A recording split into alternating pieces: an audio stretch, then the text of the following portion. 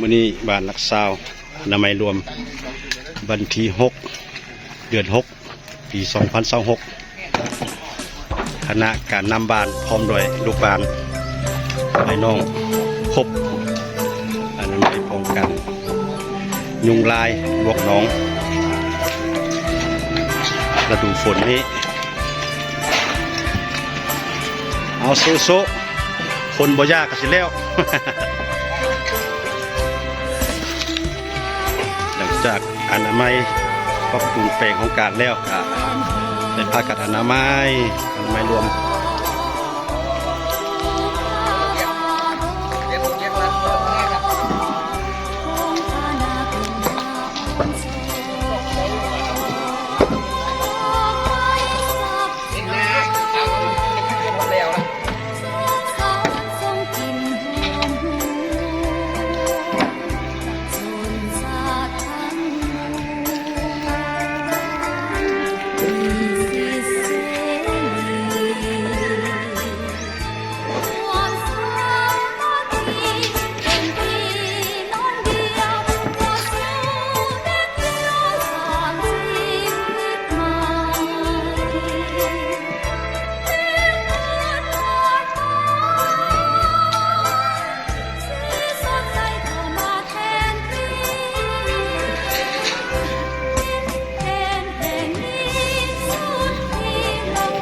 มื้อนี้บ้านนักสร้างเขามาหลายอนามัยรวมมาหลายถือว่าหลายผิดปกติกว่าเก่าหลายสมเสยไอ้น้องสมเสย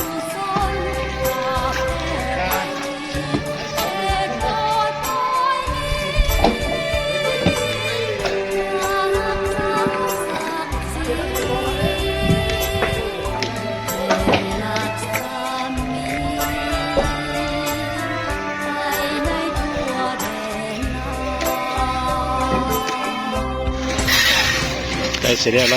ล้วกล่องนี้คนงาน 2-3 คนวิชาการเต็ม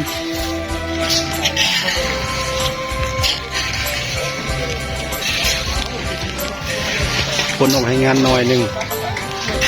มีบรรดาวิชาการยืนข้ามเอาซี่น้ำพา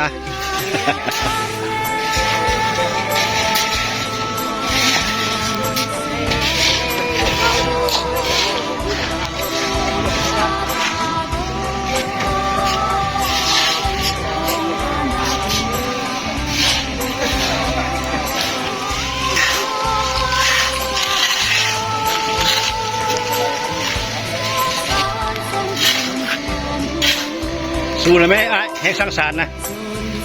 ชื่อบันทึกนี่ผลงานตัวนี้ก็เจอเขากองก็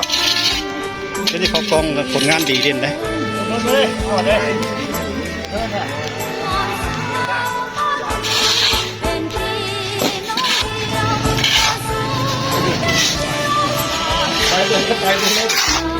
ไปลงชุบกันแม่